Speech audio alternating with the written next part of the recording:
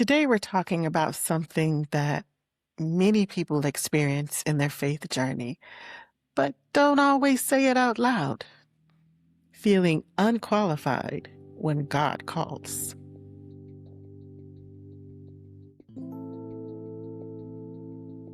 Hello, friends. Welcome back to Glory and Grit, where faith meets real life. If you're new to the podcast, welcome in. You might enjoy starting with the first few episodes where we talk about the heart behind Glory and Grit. I'm Stephanie, and let me start by saying I'm really glad you're here. So, has it happened to you yet? Has the Lord called you and you immediately felt, I'm not qualified to do this? Surely there's someone better than me to do this, right? Maybe you felt it before a prompting, a responsibility, or calling. Well, today we're going to talk about that moment when God calls and our first reaction is doubt. And I'm not the expert teaching this. I'm someone who's walking through this. So let's take this journey together.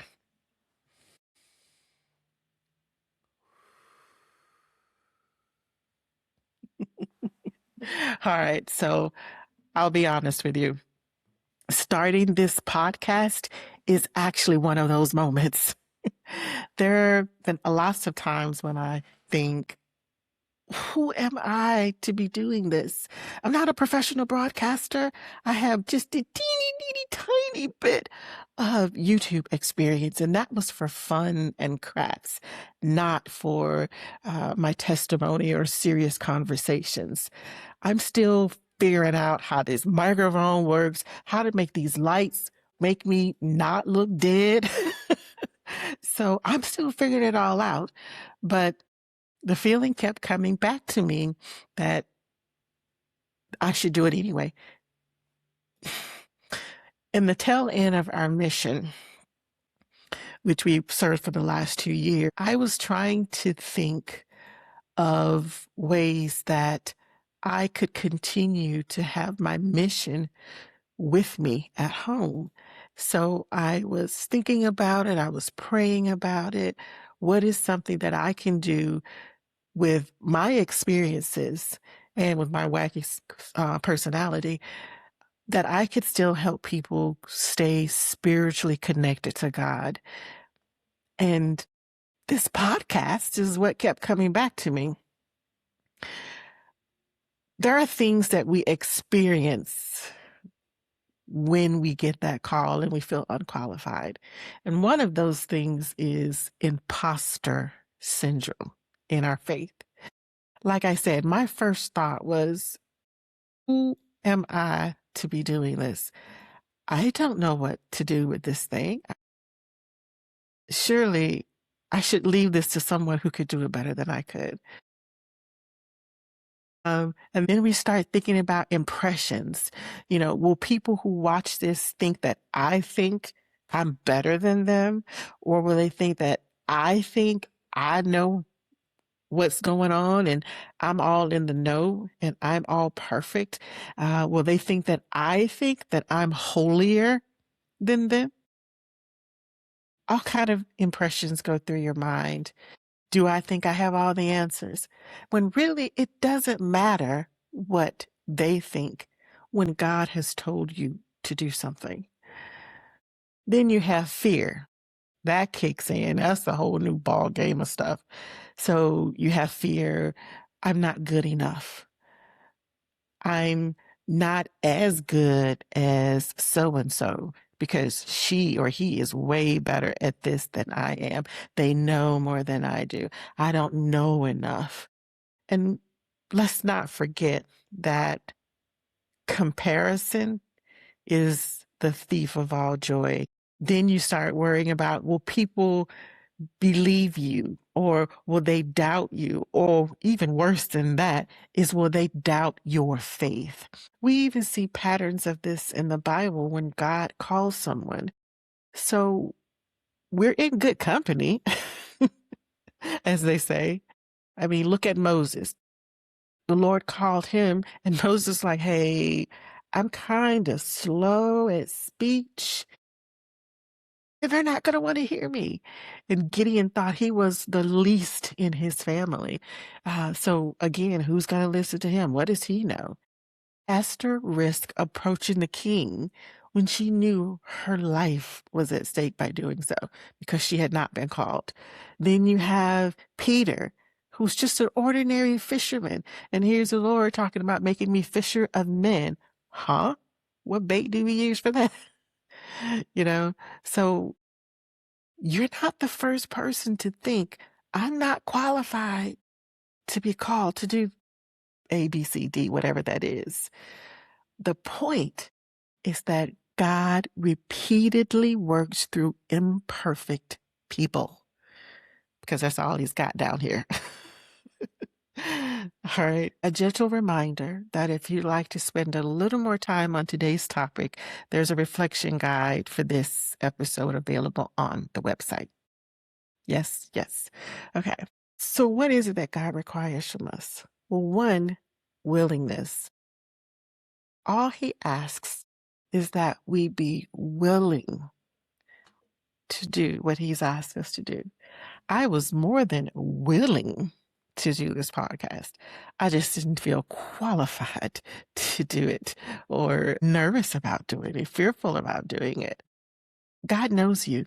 He knows me. He knows every hair on our head. Okay. He built us. He knows us inside and out. We can try having a little humility. What does that mean exactly? I like the definition from the St. Francis College, and it says, being humble means seeing ourselves as God sees us, neither touting our successes nor mulling over our failures. Isn't that cool? So we don't have to be out there like, oh, I'm this, that, and the other, and I've got it together. But we also don't have to be like, oh my gosh, I failed. I'm such a terrible person. I'm so bad. Humility is being teachable, knowing that the Lord will be there to pour into us. Keep your cup empty. You know, our cup gets full because people are constantly pouring things and putting things in there. Oh, you're so talented. Oh, you're so beautiful. Oh, you're so in shape. Oh, you're so smart. Oh, you're such a good podcaster. And people are constantly putting things in that cup. But when we are about our Father's business, when we're doing the things that the Lord has asked us to do, we need to pour those things out because those things are superficial. That's what the world would have you think. And that's okay. But we're not made of that only. So pour those things out and keep your cup empty so that you can be teachable when the Lord asks you to do something. He can pour into your cup. Okay. He can pour into your cup all those things that you need to learn, the things you need to think about, to help you to do what he asks you to do. Because the Lord will never ask you to do something and then not help you pull through to do that. I think that's so cool of him.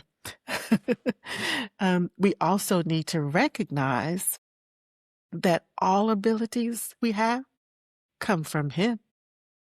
Again, he made you. He knows what strengths he has given you. He knows what your weaknesses are. And best of all, he knows how to help you overcome those. Excuse me. It's about being teachable. Remember to just be an empty cup so that the Lord has something to pour into. One of my new favorite lines is, don't think less of yourself, but think about yourself less. Just get it? Just get it? As my husband would say, foot stomper. But you won't hear my foot, so I'll just tap the mic. Mic stomper. Don't think less of yourself, but think about yourself less. And the Savior was a perfect example of that. He was always thinking about others and thinking about ways to help others, to um, show them the light, to bring them peace and happiness and joy and salvation. And so, if we could just remember that, He'll be there. He'll help us get through it. Um, you've heard of it, the quote before, I'm pretty sure, step out there on faith. So even if you are feeling unqualified, uncalled, unright, that's not a word, but if you're just not feeling that you were meant or you're capable of doing this, just step out there on faith. The Lord will teach you how to go about it. That's how we grow. That's how we grow our faith, is by using it. And it helps us learn to just trust God. It helps us to build that trust in Him. Obedience. If He told you to do it, He's going to make sure you can. He will not leave you hanging. Okay. If He said He'll do it, He will. Now, it may not be the way you want it done, and it may not be in the time frame that you want it done. But when He says He'll do it, He will do it. And He will help you do whatever it is that He has asked you to, so you could be successful and so that His glory can shine through you. All right. There are some things that I don't know if I would say disqualifies us, but disqualifies us. One, pride. Pride will disqualify, knock you out, take you out right off the top of you are prideful. You are thinking about, I know that I'm the best. I can do it. I'm this, I'm that. The Lord cannot work with prideful people because they will not allow anyone to pour into their cup because they already have a cup full and they think the world of themselves and they are always right. They don't want to know what anyone else thinks or learn a different way to do something. So thinking you know it all and being all puffed up, your way is the only way to do something or the best way to do it. You don't need any help from anybody. Okay. Another one is refusing to act. Oh, this is so big. I don't know about for you, but for me, it was waiting until you feel ready to do something, waiting until the right time, the right hour, the right money, the right person, the right car, the right house, the right this or that. Here's the secret. There is no right time. There is no right person. There is no right fees. There is no right money. There is no right there's no right anything for the perfect moment. Okay. The right time is now, is when you're asked to do it. Another one is fear. Fear controls decisions. Um, Sometimes I know I did not do a lot of things that I wanted to do before I was in my mid to late 20s because I was always afraid. It was a fear of failure. It was a fear of doing it the wrong way, the wrong time, causing the wrong results. Um, Fear will have you standing still your entire life where you will miss so many opportunities and so many wonderful experiences that I did not get to partake of because I was afraid of everything about it. You cheat yourself out of opportunities to grow when you let fear stop you because there's growth in failure. Another one is judgment. People may think I insert wild thoughts here, blah, blah, blah, blah, blah, blah, blah. Don't worry about how people judge you. Worry about how God judges you, because that is the only one that really counts. He is loving and kind. He will not judge you unrighteously or harshly when he knows that you did the best you could and that you're willing to do even more. If I had waited until I felt qualified to do this podcast, it probably never would exist. Okay? A lot of things went out of the way while trying to do this. Early development plans fell through. Things didn't work correctly. Blah, blah, blah, blah, blah, blah, blah, blah, blah. And I suspect that the same thing happens in many areas of our lives where we just wait for the right time. Sometimes God doesn't call the qualified. Another one of my favorite quotes, and I hope you remember this one too. God doesn't call the qualified. He qualifies the call. Sometimes he simply asks that you be willing. That's it. That's it. Just be willing. But, sometimes faith means stepping forward before you're really ready. Just be willing. With all the fears and everything else, just step out there with a positive attitude and a prayer. And in case you did not realize this, let me school you. God works through ordinary people.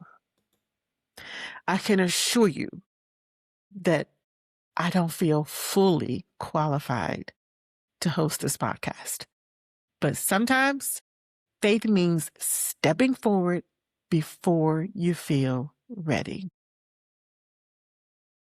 If you're listening today and wondering whether you're capable of what God is asking of you, you're not alone.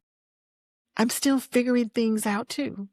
And sometimes faith is right there in the space between fear and willingness.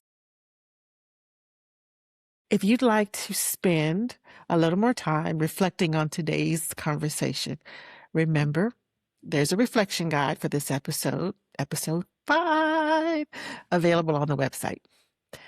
And also remember that maybe the very place where you feel the weakest is the place where God is preparing to work through you.